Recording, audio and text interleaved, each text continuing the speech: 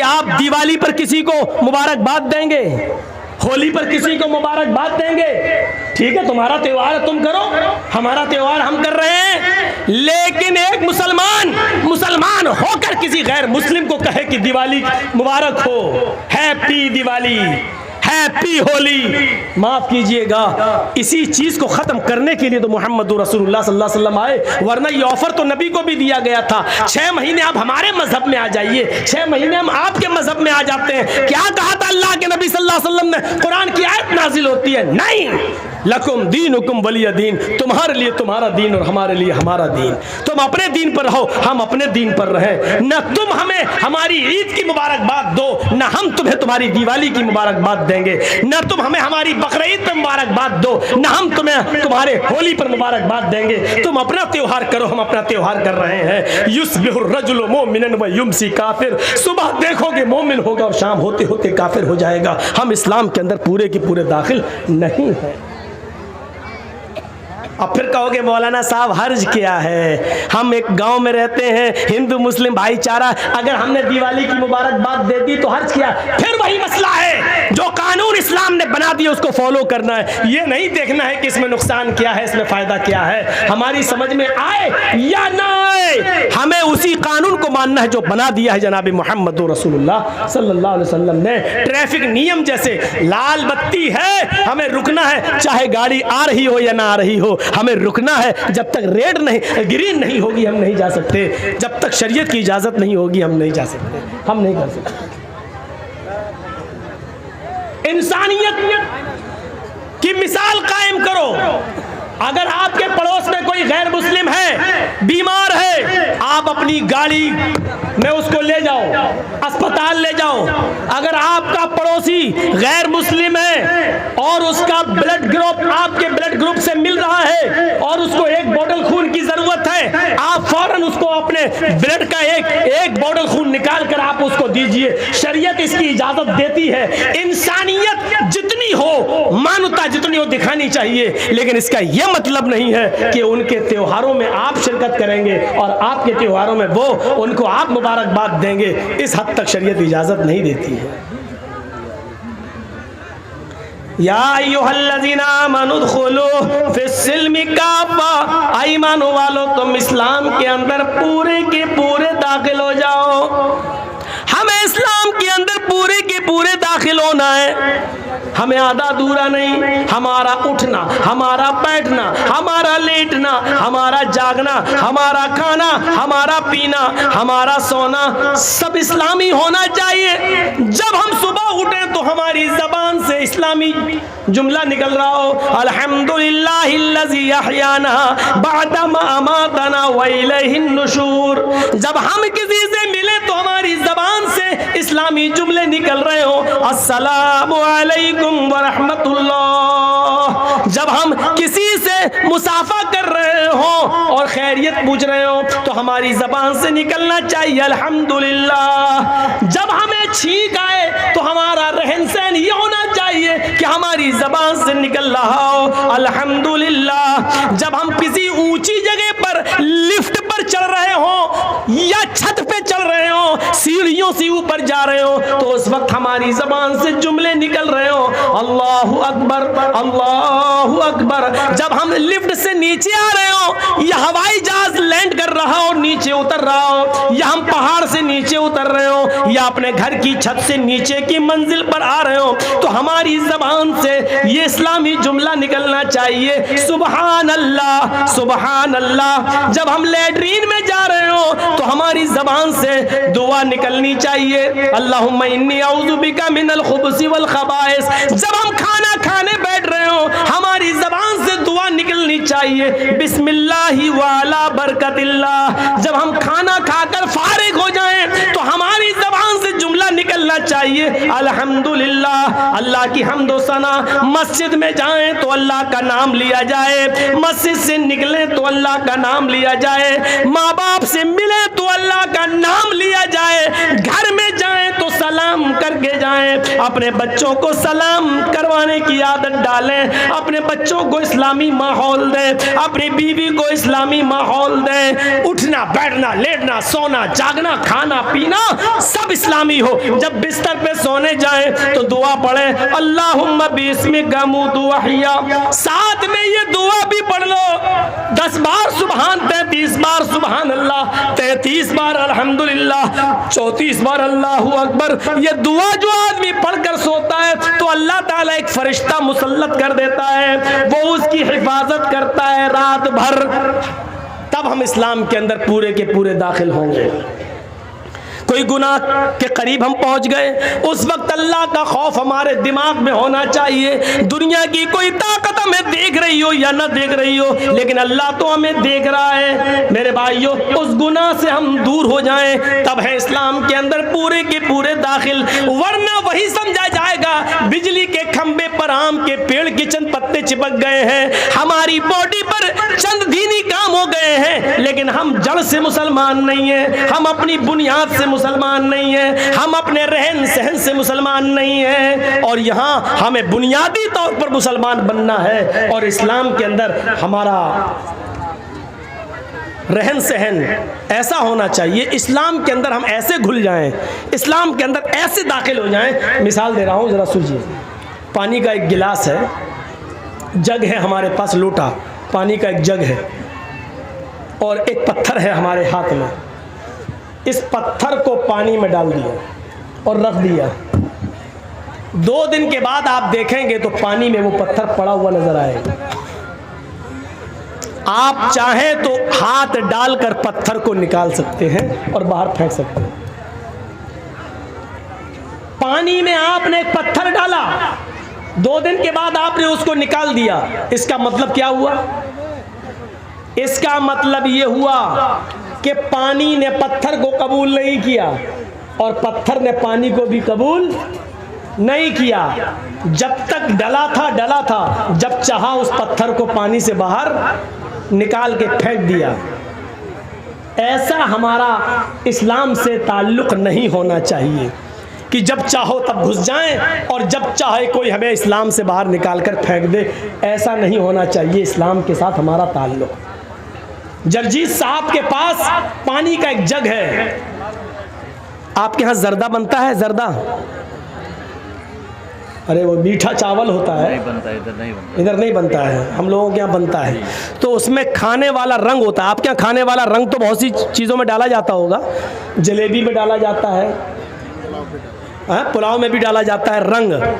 आप जाइए और 2 रुपए का 5 रुपए का खाने वाला रंग किसी दुकान से ले आइए, और वो खाने वाला रंग पानी के उस जग में डाल दीजिए।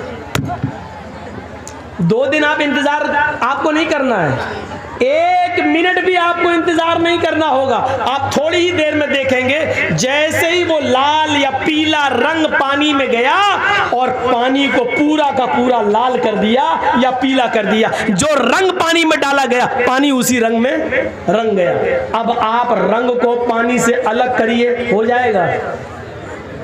जो रंग आपने पानी में डाला है, अब आप पानी से रंग को अलग करिए, नहीं होगा। और पानी को रंग से अलग कीजिए, वो भी नहीं होगा।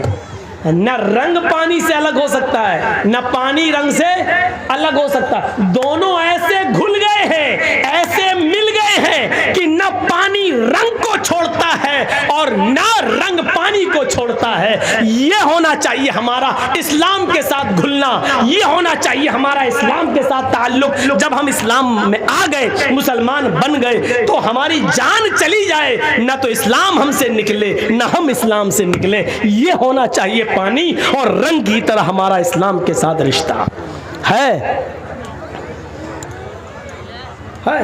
यहाँ चंद डंडे पड़ते हैं मॉब लिंचिंग के मौके पर तो आदमी जय श्री राम के नारे लगाने लगता है। हालांकि वो मौत का डर होता है, वो तो जिसके ऊपर बीतती है वही जानता है, मैं ये नहीं कह रहा हूं। लेकिन हमारा ताल्लुक इस्लाम के साथ ये होना चाहिए कि ऐसे हम इस्लाम में घुल जाएं और इस्लाम हम में ऐसे घुल जाए कि हमको इस्लाम से दूर किया जाए या इस्लाम को हमसे दूर किया जाए, तो ना हो। हर हाल में हम, और इसकी जीती जागती मिसाल है हजरत सुमैया का वो वाकया, जब उनके दोनों पैर बांध दिए गए और दोनों हाथ बांध दिए गए और सुमैया से कहा गया, एक नेजा लाया गया और कहा, सुमैया देख, मोहम्मद के रब को छोड़ दे, जिनको तू पहले मानती थी उन्हीं को अपना माबूद मान ले। तो सुमैया ने क्या कहा, हाशा व कल्ला, हरगिज नहीं। अबू जहल ने वो नेजा निकाला, अबू जहल ने वो नेजा उठाया और पूरा का पूरा सुमैया के जिस्म में, सुमैया की शर्मगाह के अंदर, सुमैया के पेशाब के रास्ते में पूरा का पूरा वो नेजा दाखिल कर दिया, इधर से डाला और उस तरफ निकाल दिया। सुमैया के हाथ पीछे से बंधे थे, वो बूढ़ी औरत थी, आसमान पर नजरें डालती है, उस मौके पर भी उसकी जबान से ये नहीं निकला, आय अल्लाह तू मेरी मदद कर या मुझे बचा ले। उसने अपनी जिंदगी के बारे में नहीं कहा, उसने दुआ भी मांगी तो ये दुआ मांगी, या रब्बी सब्बित क़दमैया अला दीनिक या अरहमर राहिमीन, आय अरहमुर राहिमीन, आय रहम करने वाले, आय हमारे रब, इसका नेजा मेरी शर्मगाह को पार कर गया है, इसकी दी हुई तकलीफ से कहीं मैं इस्लाम न छोड़ बैठूं, कहीं दीन न छोड़ बैठूं। आय अल्लाह मुझे मेरे दीन पर जमा देना, मुझे मेरे दीन पर साबित रखना। आय अल्लाह इसकी दी हुई तकलीफों से कहीं मैं दीन न छोड़ बैठूं, कहीं तकलीफों से तंग आकर मैं दीन कुर्बान न कर दूं। उस मौके पर भी वो अपने दीन की सलामती मांग रही है। यह है इस्लाम में रंगना। सुमैया को सताया गया लेकिन सुमैया इस्लाम नहीं छोड़ रही है, इस्लाम सुमैया को नहीं छोड़ रहा है। ये जिंदगी होनी चाहिए हमारी इस्लाम लाने के बाद और इस्लाम के साथ। लाख दुनिया कोशिश करे। अभी जा रहे हो ना तकरीर के बाद, कल शादी होगी हमारे बच्चे की, हम 3 लाख रुपए मांगेंगे। इस तकरीर का असर कल पता चल जाएगा, कितना इस्लाम हमारे अंदर आया है। अपने बेटे की शादी में लड़की वाले से 2 लाख रुपया हम मांगेंगे, 3 लाख मांगेंगे, मोटरसाइकिल मांगेंगे। आप देख लीजिएगा, ये इस्लाम हमारी जिंदगी के अंदर है। ये इस्लाम, सुमैया का इस्लाम देखो। और उसके बाद 2 ऊंट मंगाए गए, एक ऊंट का चेहरा पूरब की तरफ कर दिया गया, दूसरे ऊंट का चेहरा पश्चिम की तरफ कर दिया गया। ये पैर सुमैया का इस ऊंट से बांध दिया गया और दूसरा पैर सुमैया का दूसरे ऊंट से बांध दिया गया। एक ऊंट का चेहरा पूरब की तरफ, एक का पश्चिम की तरफ। सुमैया के दोनों पैर बंधे, हाथ तो पीछे से पहले ही बंधे हुए थे। अबू जहल ने कोड़ा उठाया, आए सुमैया, अभी इन ऊंटों को भगाऊंगा और तू चीर दी जाएगी। तेरे पैर एक इधर एक उधर चीर दिया जाएगा और बीच से तेरे 2 टुकड़े कर दिए जाएंगे। अब भी तू मोहम्मद का दीन छोड़ दे, अब भी तू इस्लाम छोड़ दे। सुमैया नजरें आसमान पे डाल के कहती है, अरे अबू जहल, मुझे पागल समझ रखा है क्या? इस्लाम में कैसे घुल गई थी।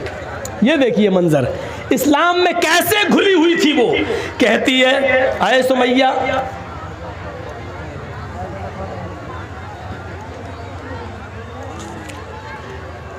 सुमैया का हाल देखिए आप, कैसे घुली हुई थी वो इस्लाम के अंदर, कैसे, कितनी इस्लाम के अंदर, इस्लाम उसके घर, उसके दिल में घर कर गया था।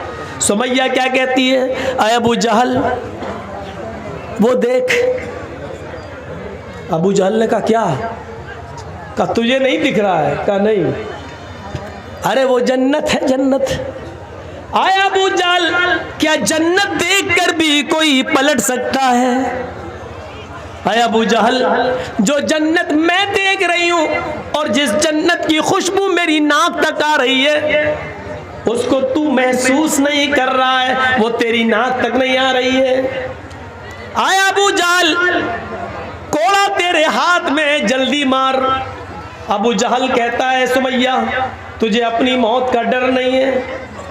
सुमैया मुस्कुरा के कहती है अबू जहल जल्दी मारना इन ऊँटों को, जल्दी भगा इन ऊँटों को। जितनी देर तू इन ऊँटों को भगाने में लगा रहा है, कसम है काबे के रब की, उतनी देर मुझे जन्नत में जाने में लग रही है। इस मंजर को देखकर आप क्या कहेंगे मेरे भाइयों? वो कैसे इस्लाम के अंदर रच गई थी, बस गई थी, कैसे, क्या चीज थी उसके अंदर जो इस्लाम उसके अंदर घर कर गया था।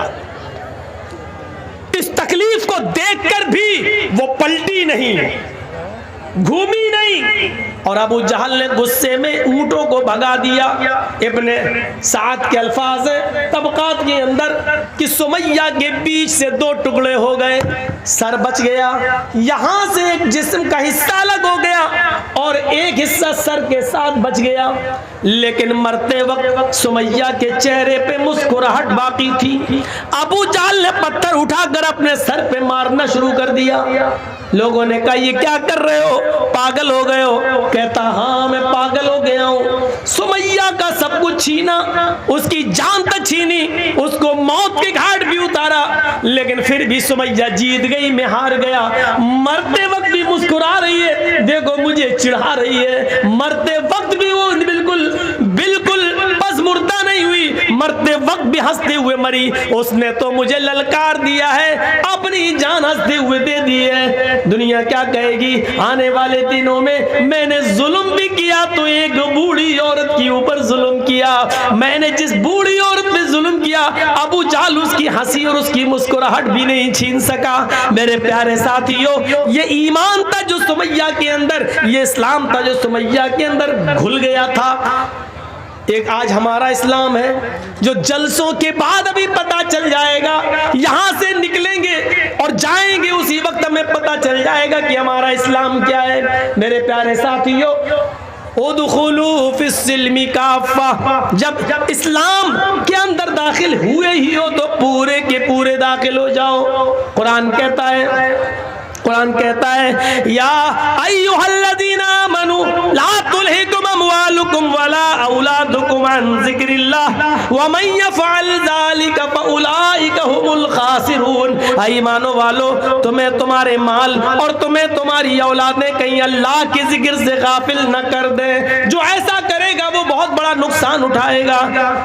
वअन्फिकू मिम्मा रज़क़नाकुम मिन क़ब्लि अन यातिय अहदकुमुल मौत फ़यक़ूल रब्बि लौला अख़्ख़रतनी इला अजलिन क़रीब फ़अस्सद्दक़ व अकुम मिनस्सालिहीन। मौत के वक्त आदमी की जो तमन्ना होती है, मौत के वक्त आदमी की जो ख्वाहिश होती है, वो कुरान पेश कर रहा है। क्या कहेगा? अल्लाह कहता है उस मौत के आने से पहले अल्लाह के राह में खर्च कर दो। वअन्फिकू मिम्मा रज़क़नाकुम, अल्लाह ने, हमने तुम्हें जो रिज़्क़ दिया है उसमें से खर्च करो। उस मौत के आने से पहले, अय्याती अहदकुमुल मौत, उस मौत के आने से पहले कि जब तुम में से किसी को आए, फयकूल, और उस वक्त जब फरिश्ते को वो अपनी आंखों से देख ले कि ये मेरी रूह कब्ज करने आया, तो चीख पड़े फ़अस्सद्दक़ व अकुम मिनस्सालिहीन, मुझे थोड़ी सी मोहलत और मिल जाती, मैं सदका और खैरात कर लेता।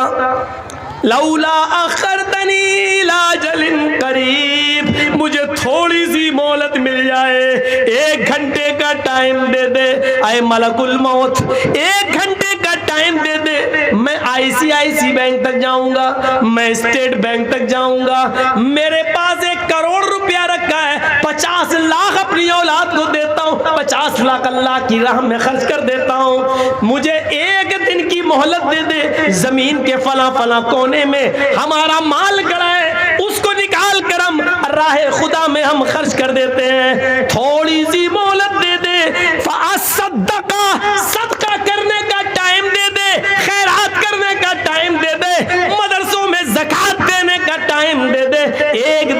मोहलत दे दे, 2 दिन की मोहलत दे दे, ताकि मैं सदका और खैरात कर लूं, मरते वक्त आखिरी वक्त में मैं नेक लोगों में हो जाऊं। आवाज आएगी, नहीं नहीं, हरगिज मोहलत नहीं दी जाएगी। वलन युअखिरल्लाहु नफ्सन इज़ा जाअ अजलुहा, जब किसी की मौत का वक्त आ जाता है, जब किसी का फिक्स टाइम आ जाता है, तो अब उसको मोहलत नहीं दी जाती है, हरगिज नहीं। अल्लाह लालची नहीं है, अब 50 लाख के लिए, 1 करोड़ के लिए तुझे 1 दिन की मोहलत दे देगा। नहीं नहीं, अब तेरी मौत का वक्त आ चुका है, अब तुझे मोहलत नहीं दी जाएगी, बिल्कुल नहीं। मेरे प्यारे साथियों, मोहलत मिल चुकी है और अभी मिल रही है, कोई भरोसा नहीं है मौत का। उससे पहले खर्च कर लो, सदका दे दो, खैरात कर लो, जो चीज तुम्हें करना कर लो।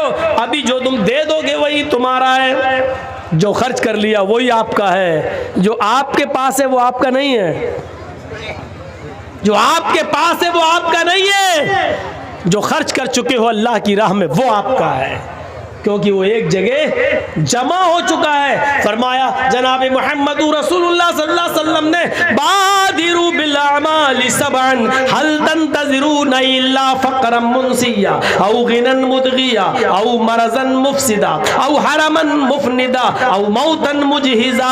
7 चीजों के आने से पहले नेक अमाल में जल्दी करो, 7 चीजों के जाहिर होने से पहले नेक अमाल में जल्दी करो। अगर तुम गरीब हो तो अमीर बनने से पहले नेक अमाल करो। हल तंतज़िरून इल्ला फ़क़रन मुनसिया, क्या तुम आए, अगर तुम अमीर हो, अगर तुम दौलतमंद हो, तो ऐसी फकीरी का इंतजार मत करो जो तुम्हें इल्ला फ़क़रन मुनसिया, हल तंतज़िरून इल्ला फ़क़रन मुनसिया, क्या तुम ऐसी फकीरी का इंतजार कर रहे हो जो तुम्हें सब कुछ भुला दे। पैसा है, दौलत है, अभी आप सर्दियों में गर्म कपड़े ले सकते हो, गीज़र ला सकते हो, गर्म पानी से नहा सकते हो, गर्म कपड़े लाकर फजर में जा सकते हो, अभी पैसा है तुम्हारे पास। क्या तुम गरीबी का इंतजार कर रहे हो? जब सब छिन जाएगा तब जाओगे नेक अमल करने, जब कुछ नहीं रहेगा तब जाओगे। तो गरीब होने से पहले नेक अमल कर लो। औ गिनन मुदगिया, अगर फ़कीर हो तो टाइम ही टाइम है तुम्हारे पास, वक्त ही वक्त है, नेक अमाल कर लो। क्या अमीर हो जाओगे तब नेक अमाल करोगे? ऐसे अमीर जो तुम्हें सरकश बना दे।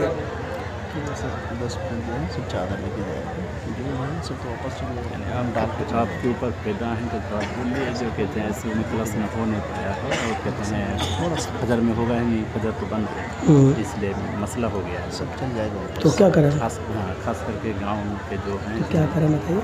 ऐसे बोलिए जो खुदा हैं चल लीजिए, कहते हैं भेजते हैं चावल, और यहाँ कुछ लोग हैं हम उनको बोलते हैं खास करके अर्स मिलने के लिए।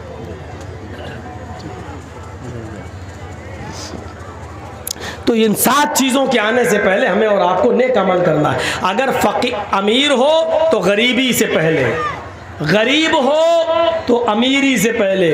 जब गरीब आदमी अमीर बनता है ना तो एकदम सरकश हो जाता है, वो सोचता हमने अपने हुनर से कमाया। तो ऐसी सरकशी का इंतज़ार, ऐसी अमीरी का इंतज़ार मत करो।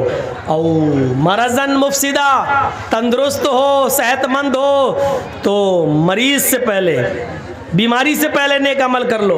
अच्छे खासे हो, नमाज नहीं पढ़ रहे हो, जब एक्सीडेंट हो जाएगा, टांग टूट जाएगी, तब जाओगे नमाज पढ़ना। औ हरमन मुफनिदा, जवान हो इबादत कर लो। क्या ऐसे बुढ़ापे का इंतजार कर रहे हो जो तुम्हारी अकल खराब कर दे? जवानी में नमाज नहीं पढ़ी, अब अकल खराब हो गई, अब जा रहे हो नमाज पढ़ने, पता ही नहीं वजू में 3 बार धो रहे हो कि 5 बार धो रहे हो, सजदे 2 कर रहे हो कि 8 कर रहे हो, अकल खराब हो, अब जाओगे इबादत करने। और मौतन मुजहिजा, या अचानक आ जाने वाली मौत से पहले नेक अमल कर लो। जिंदा हो तो अमल करो, क्या मौत का इंतजार कर रहे हो? अब दज्जाल फशर्रु गाइब युंतज़र, क्या खुरूज दज्जाल का इंतजार कर रहे हो? जब दज्जाल निकलेगा तब तुम नेक अमल करोगे। अब इस्साअ फसाअत अदा व अमर, क्या क़यामत का इंतजार कर रहे हो? क़यामत से पहले नेक अमल कर लो। तो मेरे प्यारे साथियों, याद रखिएगा, सबसे बेहतर चीज होती है सदका और खैरात। जो इंसान की तकदीर में बहुत सी चीजें लिखी हुई होती हैं, लेकिन सदका आने वाली मुसीबतों को भी टाल देता है। आने वाली मुसीबतों को भी दूर कर देता है। सदका और खैरात, तो मेरे भाइयों ज्यादा से ज्यादा सदका और खैरात करके आने वाली मुसीबतों से अपने आप को बचाओ। तकदीर में यह भी लिखा होता है कि इस आदमी के ऊपर ये मुसीबत आने वाली थी, इसका एक्सीडेंट होने वाला था, लेकिन ये फला दिन ऐसा सदका करेगा, इस सदके की वजह से उसका एक्सीडेंट टल जाएगा। ये मुसीबत आने वाली है, लेकिन सदके की वजह से ये मुसीबत उसकी टल जाएगी। ये सब चीज़ें लिखी हुई हैं। तो जितना चंदा होना चाहिए उतना हुआ नहीं। मैं आपके दरमियान कुछ लोगों को भेजूंगा और अभी कुछ लोग चले जाएं चादर लेकर। कम से कम आप लोगों से मेरी गुजारिश है, और इस्लाम के बारे में तक़रीर सुन रहे हो, आपने दूसरों के कहने पर जो दिया है, लेकिन मुझसे मोहब्बत कितनी है आपको और मेरे कहने पर आप कितना देते हैं, एक बार झोला देखना है। आप चादर लेके भेजिए। आपके दरमियान कुछ लोग बच्चे आएंगे, चादर लेकर भेज रहे हैं। आप लोग बैठे रहें, अभी तकरीर जारी रहेगी इंशाल्लाह। और मैं चंद अहबाब का नाम लेता हूं जिसका नाम इससे पहले भी लिया जा चुका है। मैं हमारे हर दिल अजीज अब्दुल सुभान साहब से गुजारिश करूंगा, हमारे इसी डाइस पर यानी स्टेज पर ही मौजूद हैं, आप मौलाना जर्जीस साहब से मुलाकात करें और अपना खुसूसी ताउन जो आप देना चाह रहे हैं, लिखाना चाह रहे हैं, आप पेश करें। इसी तरह मैं फजीलतुल शेख मौलाना जर्जीस साहब के हर दिल अजीज चहेते डॉक्टर आलमगीर साहब से गुजारिश करता हूँ कि आप अपने ताउन फजीलतुल शेख जर्जीस साहब के हाथ में दें। इसी तरह मैं जनाब शरीफुल हक बालूगोला से गुजारिश करूंगा, आप स्टेज पर थे, अभी जहाँ भी हैं आपसे गुजारिश आप स्टेज में आए। इसी तरह हमारे पूर्व मुखिया सदाकत अली साहब से भी गुजारिश करता हूँ कि आप स्टेज में आए। इसी तरह हाजी खलीलुर रहमान साहब और जितने भी गांव के मास्टर हजरात हैं, तमाम से गुजारिश करता हूँ कि आप वक्त की नज़ाकत को देखें, वक्त बहुत ही कम है। आपसे गुजारिश बिला ताकीर आप अपने कीमती ताउन फजीलतुल शेख मौलाना जर्जीस साहब के हाथ में देकर सवाब दारैन हासिल करें।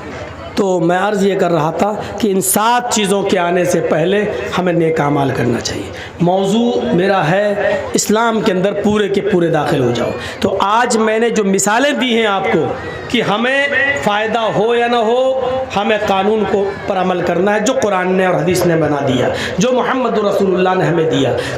दूसरी चीज़ हमने ये बताई कि चंद पत्ते बिजली के खंभे पर अगर गिर जाएं तो बिजली का खंभा आम का पेड़ नहीं हो सकता। उसी तरीके से चंद इबादतें कर लेने की वजह से हम पूरे मुसलमान नहीं हो सकते हैं। हमें पूरे के पूरे मुसलमान होना है और इस्लाम के अंदर हमें पूरा का पूरा दाखिल होना है। और तीसरी चीज़ हमने ये बताई, इस्लाम के अंदर हम ऐसे घुल जाएं जैसे पानी के अंदर रंग घुल जाता है, फिर रंग को पानी से निकाला जाए या पानी को रंग से निकाला जाए तो दोनों एक दूसरे से अलग नहीं हो सकते हैं। इसी तरीके से इस्लाम हमसे निकाला जाए या हमसे इस्लाम को दूर किया जाए तो हमारी जान चली जाए, लेकिन इस्लाम हमसे न जाए। तो ये चीज़ हमारे अंदर होनी चाहिए। इस्लाम अपनी बहुत सी खूबियों की वजह से मशहूर है जो दूसरे मज़ाहिब के अंदर नहीं है। आप देखिए, इस्लाम हमें बराबरी का सबक देता है, इस्लाम हमें मसावात का दर्स देता है। आप दुनिया के किसी भी जगह चले जाइए, आप यहाँ तक के मंदिरों में भी चले जाइए तो वहाँ पर पहले ब्राह्मण आएगा, फिर क्षत्रिय आएगा, फिर वैश्य आएगा, फिर शूद्र आएगा। एक साथ पूजा करने की ब्राह्मण और शूद्र एक साथ पूजा नहीं कर सकता है। आप किसी भी मंदिर का आप जायजा लेकर देख लीजिए। ट्रेन में आप चले जाइए, आपकी अपनी सीट, लेकिन ऐसे बहुत से लोग मिल जाएंगे जो आपको आपकी सीट से उठा देंगे, चलिए हटो हम बैठेंगे, जबरदस्ती घुस जाएंगे।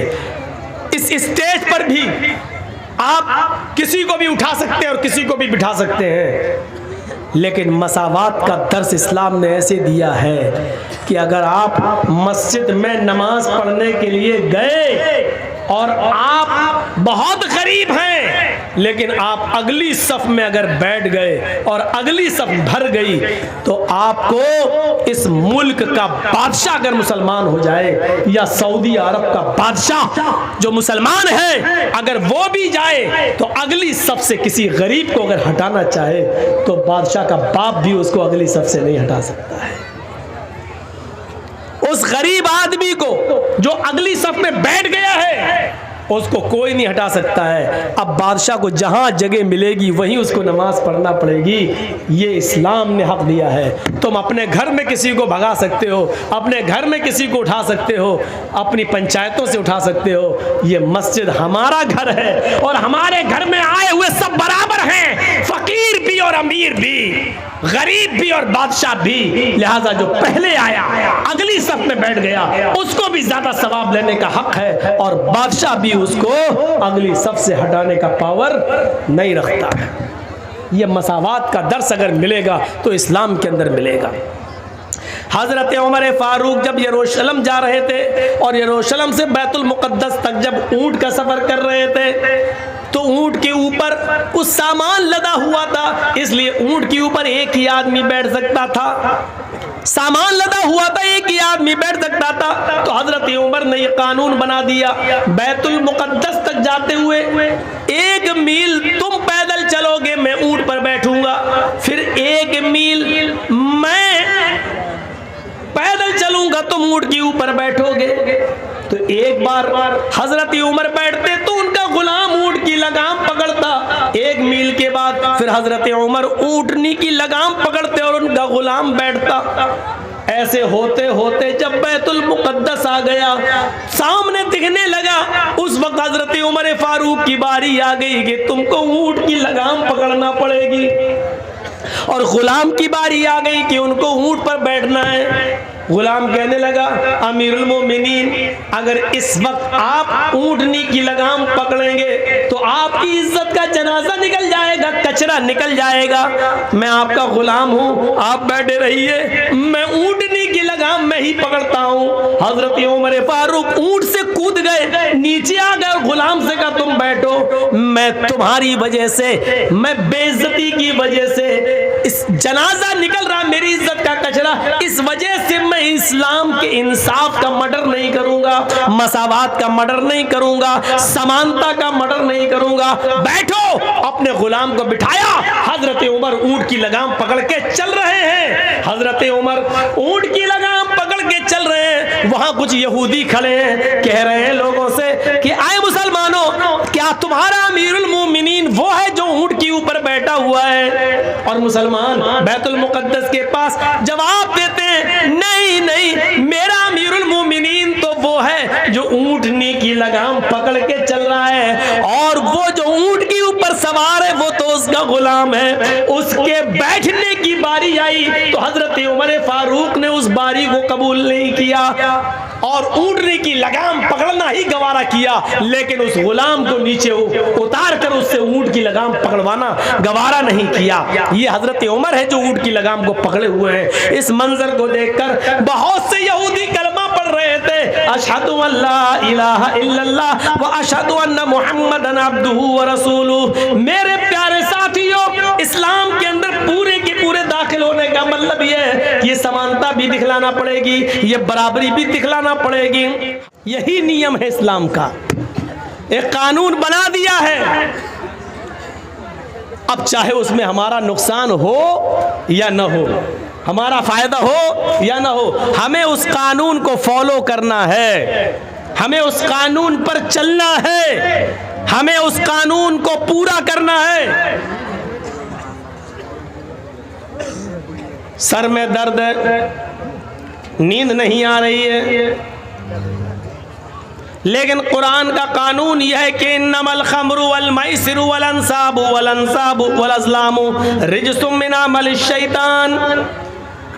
शराब और जुआ और बुतों के थान, आस्थानों के थान और फाल के तीर, ये सब की सब हराम है। एक कानून बना दिया कि शराब हराम है, अब आप कह लीजिए कि साहब हमें नींद नहीं आ रही है, टेंशन बहुत ज्यादा, इसलिए थोड़ी सी शराब पी लेते हैं, इसमें हमें फायदा है कि हमें नींद आ जाएगी। हमें उस कानून को मानना है, जो हराम है वो हराम है।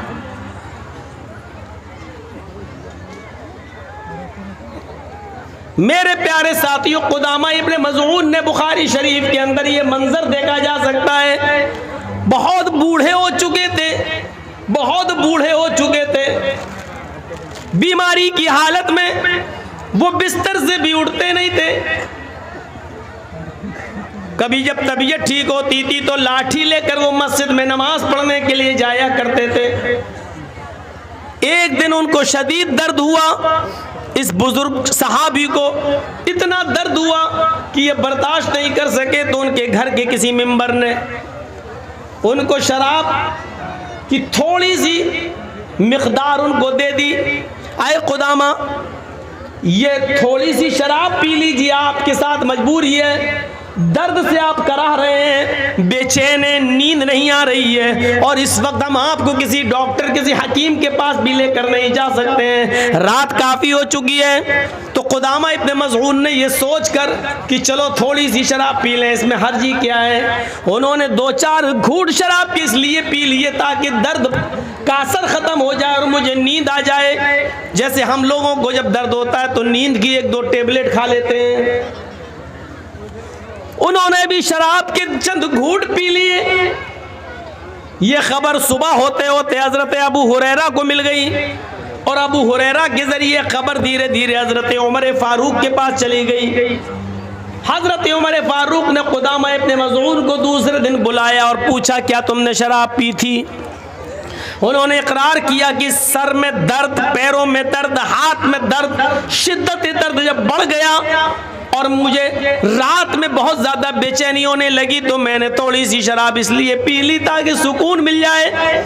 हज़रत उमर फारूक ने कहा, मजबूरी में भी अल्लाह के रसूल ने शराब पीने की इजाज़त नहीं दी है, बीमारी में भी हमें अल्लाह के नबी सल्लल्लाहु अलैहि वसल्लम से शराब की पीने की कोई इजाज़त नहीं मिलती है, लिहाजा तुमने अपने जुर्म का इकरार कर लिया, तुम्हें 40 कोड़े मारे जाएंगे।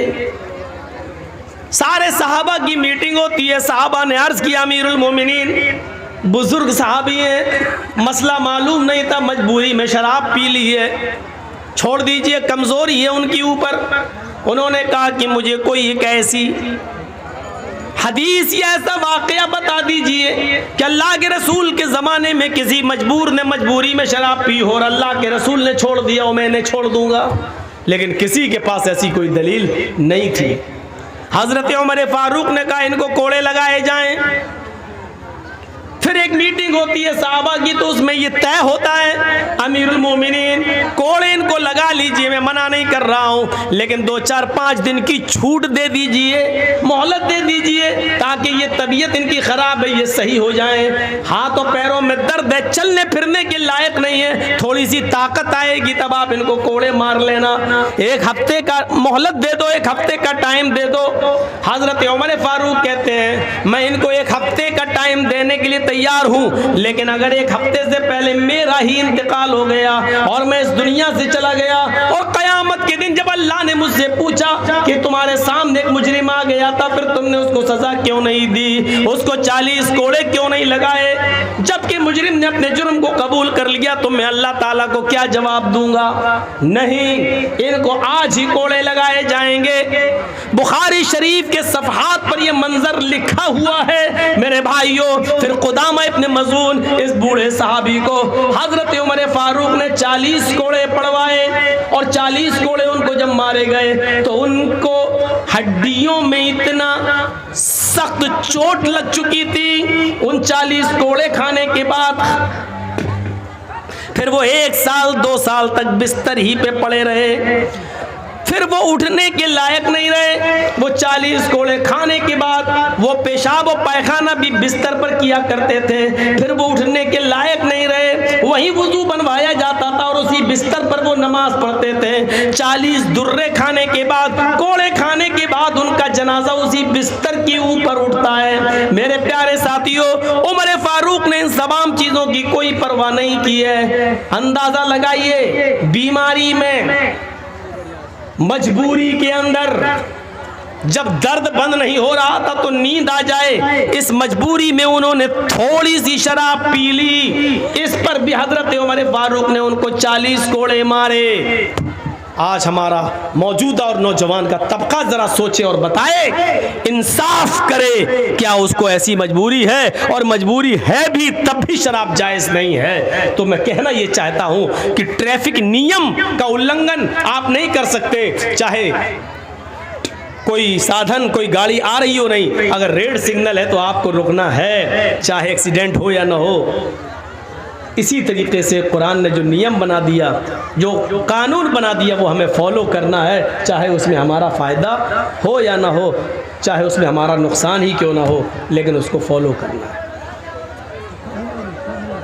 ये याद रखिएगा, इस नियम को, इस उसूल को हम नहीं तोड़ सकते।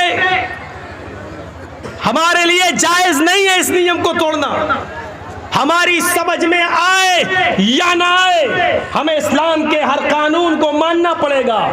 हमारी अक्ल में ये मोज़ों पर मसा किया जाता है, कहाँ किया जाता है आपको मालूम है? जब वुज़ू आप बना रहे हैं तो ये मोज़ों पर मसा करते तो ऊपर करते हैं ऐसे, अपने हाथों को तर करिए और ये तरीका है, ये 5 उंगलियां इस तरीके से आप लाइए और यहाँ तक लाइए, टखने तक, ऐसे करके यहाँ तक, ये 5 उंगली यहाँ तक, ये आपका मसा हो गया। अकल क्या कहती है? अकल कहती है कि हम ज़मीन पर चलते हैं तो गंदगी, मिट्टी या गंदगी नीचे लगती है। जब हम ज़मीन पे चलते हैं तो कायदे से हाथ तर करके हमें नीचे फेरना चाहिए ताकि नीचे का हिस्सा पाक हो जाए। लेकिन अल्लाह के रसूल ने तर हाथ करके, हाथों को भिगोकर नीचे फेरने का हुक्म नहीं दिया, बल्कि ऊपर फेरने का हुक्म दिया है, ऊपर। अब आप कहेंगे साहब गंदगी तो नीचे लगती है, अल्लाह के नबी ऊपर के हुक्म दे रहे हैं, हमें नहीं मालूम क्यों दिया है, और ना ही अल्लाह के रसूल के इल्म में हमें बराबर का शरीक होने का हक है। हमें सिर्फ इतना मानना है, नबी ने कहा है, हमें करना है, यही कानून है, इसी को हमें फॉलो करना है, चाहे हमारी अक्ल में आए या ना आए। अभी हमारे मोहतरम मौलाना जमालुद्दीन साहब कितना ललकार रहे थे आपको, बताइए और इकरार कीजिए। पहले कहा उन्होंने कि आप लोग सिर्फ मौलाना जर्जीस को सुनने आते हैं, अमल करने नहीं आते, और फिर दूसरे बार जब ऐलान करवाया तो सब बोल दिए कि हाँ हाँ हम अमल करेंगे। तो क्या आपकी ज़बान से निकला हुआ ये जुमला, क्या हम इस पर एतबार कर रहे हैं? उस पर भी हम एतबार नहीं कर सकते। ये तो रिजल्ट आप दें, छोटे बच्चे नहीं हैं आप। छोटे बच्चों की खताएं और गलतियां माफ की जा सकती हैं, लेकिन बड़ों की नहीं। कभी आपने भी स्कूल में पढ़ा होगा, आप नहीं पढ़े तो आपके बच्चे स्कूल में पढ़ते हैं। कभी आपने देखा है आपका बच्चा जब नर्सरी में पढ़ता है तो उसको पेंसिल से लिखवाया जाता है, जब LKG में आता है तो पेंसिल से लिखता है, जब UKG में आता है तो पेंसिल से लिखता है, और साथ में रेजर भी होता है, वो लिखता है, गलत लिख जाता है, मिटाया जाता है, फिर गलती करता है, फिर मिटाया जाता है। लेकिन जब आपका बच्चा प्राइमरी क्रॉस कर लेता है, 5वां क्लास पढ़ लेता है, जब 6ठे क्लास में आता है तो पेंसिल उससे छीन ली जाती है और उसके हाथ में अब पेन दे दिया जाता है, कलम दे दिया जाता है। ये स्कूल का मैनेजमेंट सिस्टम चीख चीख कर ये कह रहा है कि अब तुम बच्चे नहीं हो, बच्चे थे तो गलतियां करते थे, उसको मिटा दिया जाता था, अब तुम्हारे हाथ में कलम है, लिखना है तो सोच के लिखना, क्योंकि अब अगर लिखोगे तो जो गलती करोगे वो मिटने वाली नहीं है, वो खत्म होने वाली नहीं है। जब स्कूल का मैनेजमेंट एक बच्चे के गलत को गलत मानता है तो हम इस्लाम के सामने जलसों में गलत कर रहे हैं। हमारे कंधे पर फरिश्ते उस गलत को गलत क्यों नहीं लिखेंगे? मेरे प्यारे साथियों, हम स्कूल के मैनेजमेंट से ये इबरत हासिल नहीं कर पाए आज तक। क्या हम स्कूल में पढ़ते हुए वो बच्चे हैं जो पेंसिल से लिखें और गलती कर जाए तो उसको मिटा दिया जाए? अब हम बड़े हो चुके हैं। इन जलसे ये यूट्यूबरों को भरे मजमे में मैंने कहा था कि अब तुम्हें किसी जलसे में हम लगाने नहीं देंगे। और लाल बथानी में मैंने मना भी कर दिया था वहाँ के मैनेजमेंट को, एक भी यूट्यूबर को आप आने मत दीजिए और हटाइए, लेकिन इसके बावजूद ये लोग अपनी हरकतों से बाज नहीं आ रहे हैं। फिर वो मिसाल देना पड़ती है कुत्ते की दुम वाली। फिर आप कहते कि मौलाना ऐसा बोल रहे हैं, आप भी तो अपनी औकात में रहिए। आप देखिए दूसरों को डिस्टर्ब कर रहे हैं, आपके तो चैनल में आ जाएगा पैसा, आप तो डाल देंगे मौलाना जर्जीस ने बोला, झूठ लिखेंगे मौलाना जर्जीस को दिया मोदी ने अवार्ड। हाँ, तेरे बाप ने दिया, मोदी ने नहीं दिया। ये यूट्यूबर की हरकत है, ये यूट्यूबर की। एक यूट्यूबर ने क्या लिखा, मौलाना जर्जीस को दिया मोदी ने अवार्ड, और अवार्ड मोदी के हाथ में पकड़ा भी दिया और एडिट करके उसने मेरा फोटो भी लगा दिया, यानी मोदी हमें दे रहा है, जबकि हमने मोदी की शक्ल ओरिजिनली में कभी नहीं देखी है। टीवी में देखी है, कभी आमना सामना नहीं, कभी सामने नहीं देखा, और अल्लाह करे कि ना देखूं।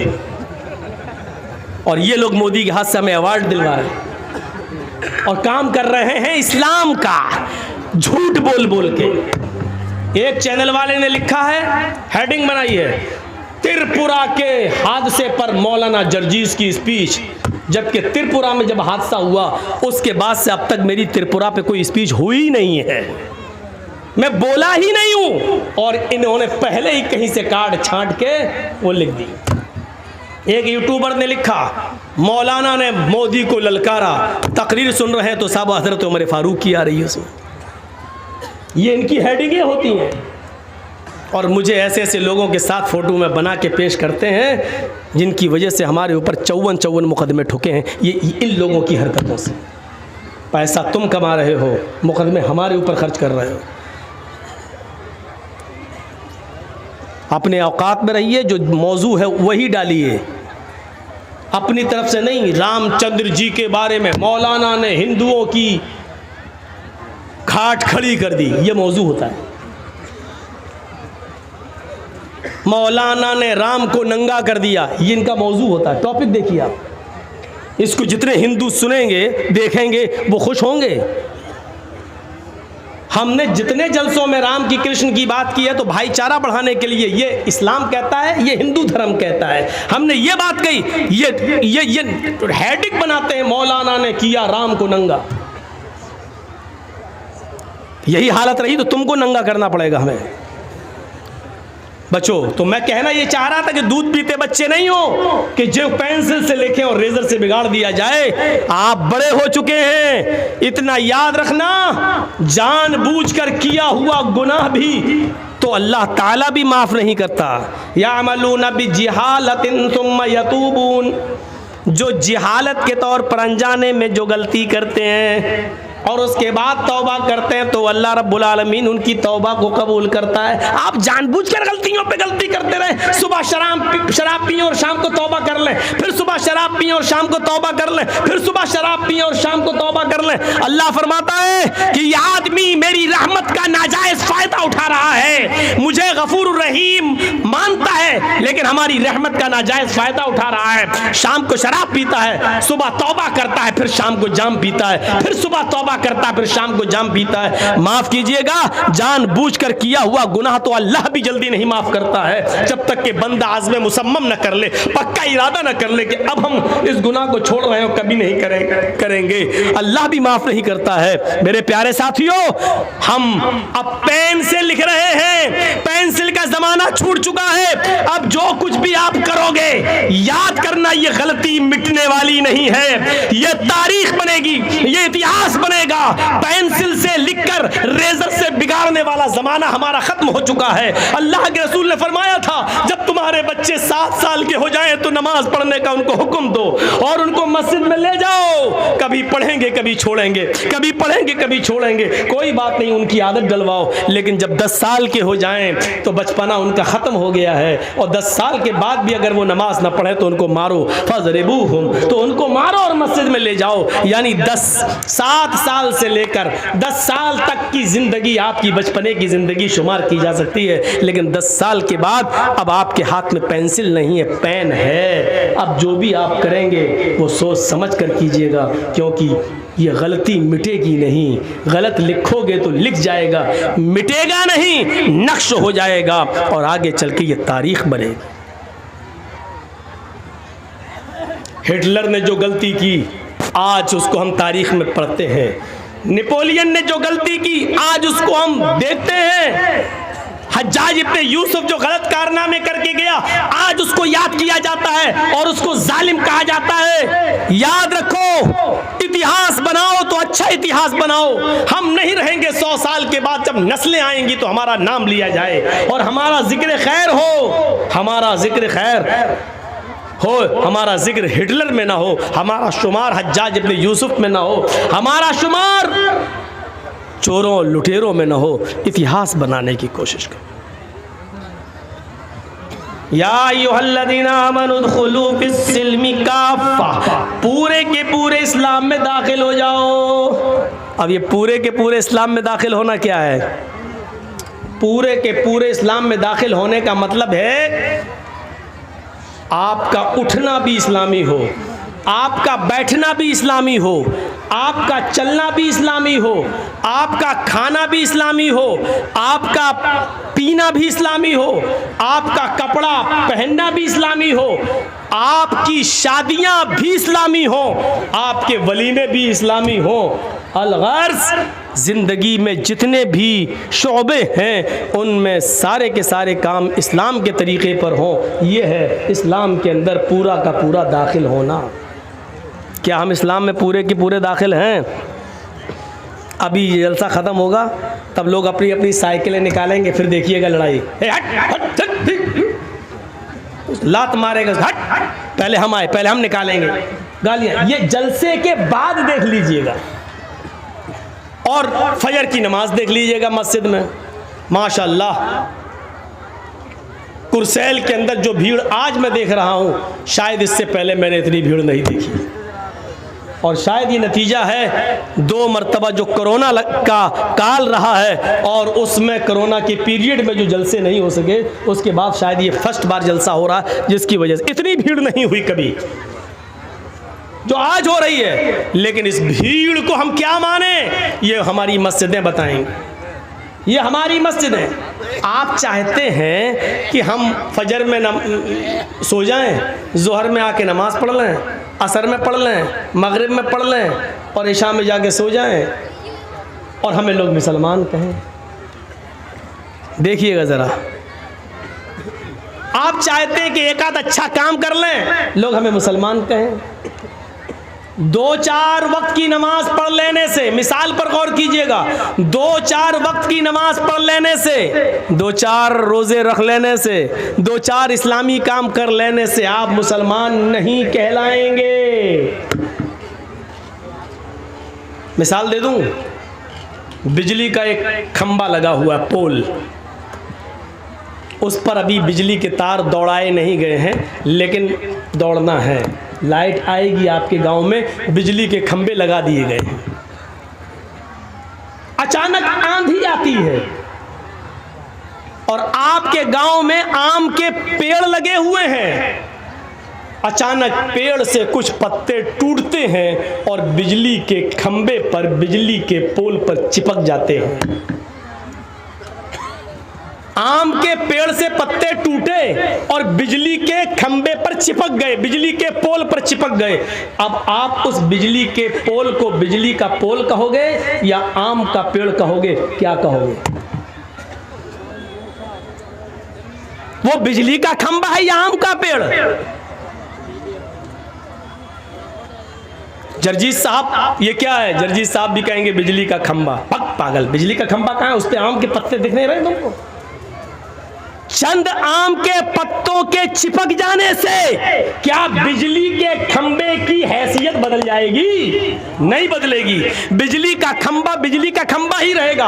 आम के पेड़ के चंद पत्ते अगर बिजली के खंबे पर चिपक गए तो चंद पत्तों की वजह से बिजली का खंबा आम का पेड़ नहीं होगा। अगर जर्जीत साहब उसको आम का पेड़ कहेंगे तो लोग कहेंगे बेवकूफ है, ये पागल हो गया है, इसको बरेली के पागल खाने में भर्ती करो या रांची ले जाओ।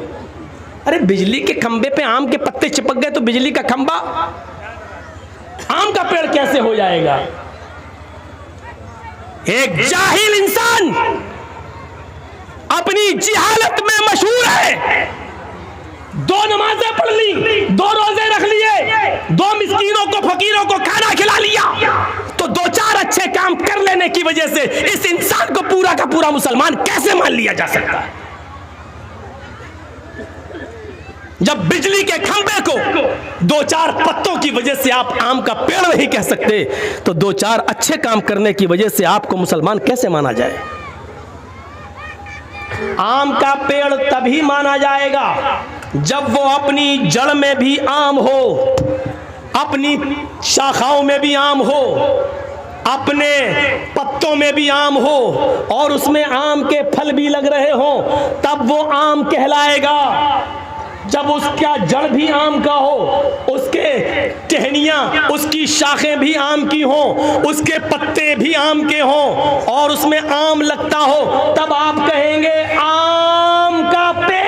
आप मुसलमान उस वक्त कहलाए जाएंगे जब आपकी जड़ इस्लामी हो, आपका उठना इस्लामी हो, आपका बैठना इस्लामी हो, आपकी सोच इस्लामी हो, आपका चलना इस्लामी हो, आपका रहन सहन इस्लामी हो, आपकी शादियां इस्लामी हो, आपके तरीके इस्लामी हो, आपकी इबादत इस्लामी हो। ये सब काम जब अपनी जड़ से जुड़े हुए होंगे और इस्लामी होंगे, तब आपको कहा जाएगा कि आप मुसलमान हैं।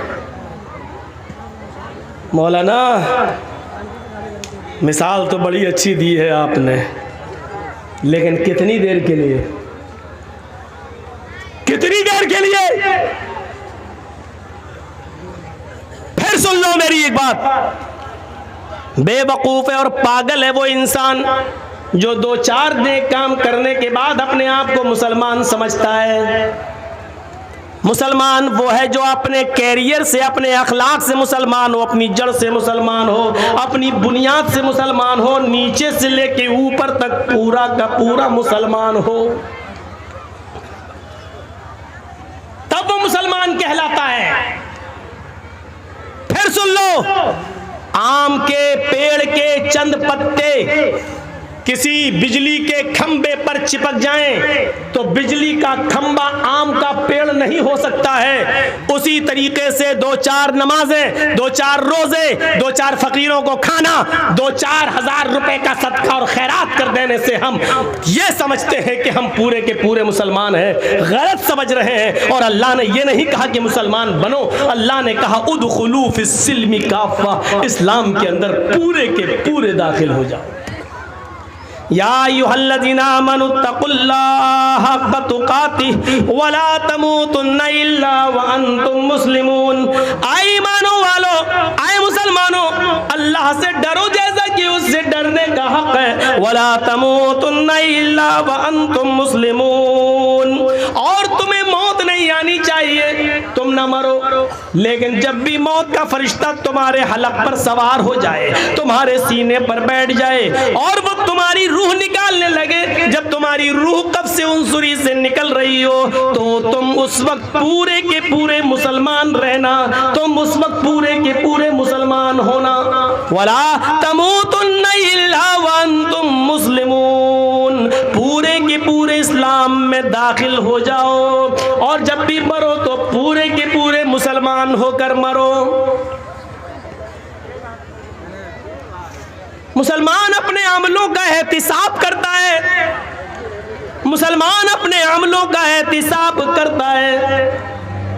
अब्दुल्ला इब्ने इदरीस बहुत बड़े जलील कद्र मुहद्दिस गुजरे हैं, बहुत बड़े जलील कद्र मुहद्दिस गुजरे। सिफतुस सफ़ा में अल्लामा इब्ने क़य्यिम ने इनका वाक़या नकल किया है। जब इनके इंतकाल का वक्त आया तो उनकी बेटी रोने लगी। जब उनके इंतकाल का वक्त आया तो उनकी बेटी रोने लगी। अब्दुल्ला इब्ने इदरीस ने कहा, तुम क्यों रो रही हो मेरी बेटी? कहा, अब्बू आपकी तबीयत इतनी खराब है और मैं रोऊं नहीं। क्यों ना रोऊं? ये फितरी आंसू है जो आना ही हर बेटी के आंखों में। बाप ने कहा, आए मेरी बेटी, तुम्हें रोने की जरूरत नहीं है, तुम्हारा बाप अल्लाह के पास जा रहा है। तुम जिस घर में रह रही हो, अब तक मैंने इस घर के अंदर 4000 मर्तबा कुरान करीम की तिलावत की है। मैंने इस घर के अंदर अब तक 4000 मरतबा कुरान करीम की तिलावत की है। मुझे अपने रब की जात से उम्मीद है कि कुरान की तिलावत की बरकत से वो हमें बख्शेगा, वो हमें जहन्नम में दाखिल नहीं करेगा, वो हमें जन्नत के अंदर दाखिल करेगा। अहले ईमान अपने अमलों का एहतिसाब करते हैं, अपने अमलों का हिसाब व किताब लेते हैं। इमाम बुखारी अल अदबुल मुफरद के अंदर एक वाकया हजरत ज़ैद इब्ने साबित का नकल करते हैं कि हजरत ज़ैद इब्ने साबित के घर में कुछ मेहमान आ गए। इशा की नमाज के लिए अजान होती है, हजरत ज़ैद इब्ने साबित अपने मेहमान के साथ इशा की नमाज पढ़ने के लिए जा रहे हैं। मस्जिद में, मस्जिद करीब थी उनके घर से, वो छोटे छोटे कदम रखते हुए जा रहे हैं, छोटे छोटे कदम। उनके मेहमान ने कहा है अजान हो गई है और आप छोटे छोटे कदम रखते हुए मस्जिद में जा रहे हैं, मस्जिद करीब है, चलिए थोड़े से बड़े बड़े कदम रखिए और मस्जिद में चलिए। तो हजरत ज़ैद इब्ने साबित ने क्या कहा, फरमाया कि आए मेरे मेहमान, तुम नहीं जानते हो, मैंने अल्लाह के नबी जनाब मोहम्मद रसूलुल्लाह से सुना है, आपने एक मस्जिद में खुतबे में कहा था कि मस्जिद की तरफ जो शख्स नमाज की नियत से जाएगा उसके हर एक कदम पर एक नेकी लिखी जाएगी जो 10 नेकी के बराबर होगी और एक गुनाह उसका मिटाया जाएगा। जो मस्जिद की तरफ जाता है नमाज की नियत से, हर एक कदम पर एक नेकी लिखी जाती है और एक गुनाह मिटाया जाता है। मैं छोटे छोटे कदम इसलिए रखता हूं ताकि मस्जिद तक जाते हुए मेरे कदमों की तादाद बढ़ जाए और मेरे नाम-ए-अमाल में ज्यादा नेकियां लिख ली जाएं, मेरे कदम की संख्या बढ़ जाए, मेरे पैरों के कदम की तादाद बढ़ जाए और मेरी ज्यादा नेकियां लिख ली जाएं अल्लाह रब्बुल आलमीन के यहाँ और ज्यादा गुनाह मिट जाएं। अहले ईमान मुसलमान वो होता है जो अपनी एक एक नेकी को गिन गिन के रखता है।